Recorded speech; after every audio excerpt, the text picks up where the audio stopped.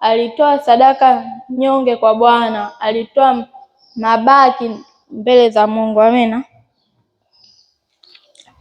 Tukaangalia mfano wa pili. Mama mjane. Mama mjane alitoa senti 2 kwenye sanduku la hazina, lakini Yesu alimuona kwa sababu alitoa chote alichokuwa nacho. Amina.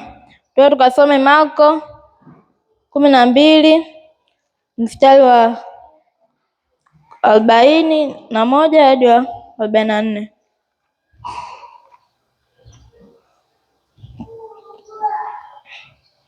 Marko 12 mstari wa 41 nao anasema, naye akaketi kuelekea sanduku la hazina, akatazama jinsi makutano watiavyo mapesa katika sanduku. Matajiri wengi wakatia mengi. Akaja mwanamke mmoja mjane maskini, akatia senti 2, kiasi cha nusu ya pesa. Akawaita wanafunzi wake, akawaambia, amin nawaambia, huyu mwanamke mjane ametoa zaidi kuliko wote watoao katika sanduku la hazina.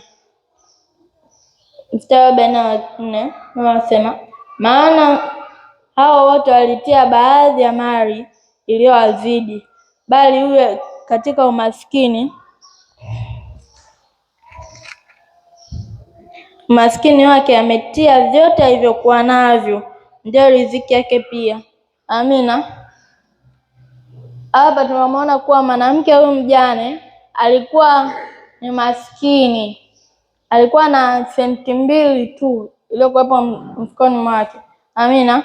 Lakini akaipeleka yote mbele za sanduku la hazina, mbele za Mungu. Amina. Na Yesu akamwona kuwa ametoa zaidi, kwa sababu alitoa kwanza kwa moyo wa kupenda.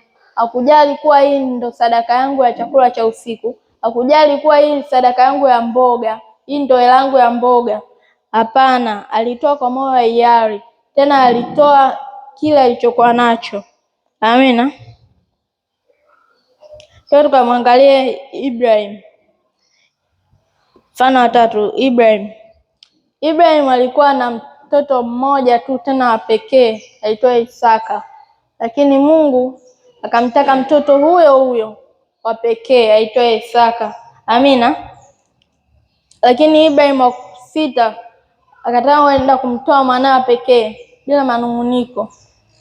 Maana kitendo kile cha kutaka kwenda kumtoa mwanawe pekee ilikuwa kwa Mungu tayari kaishamtoa.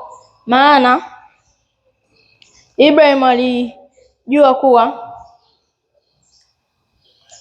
kuwa hata nikimtoa, alitoa kwa imani, alijua kuwa hata nikimtoa mwanangu Isaka, Mungu anaweza akamfufua kutoka katika wafu. Amina.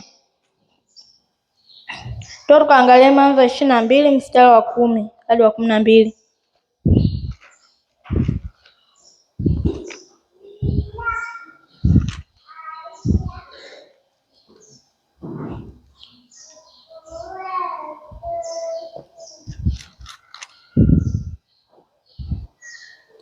Mwanzo 22 mstari wa 10 anasema, Ibrahim akanyosha mkono wake akatoa kisu ili amchinje mwanaye. Ndipo malaika wa Bwana akamwita kutoka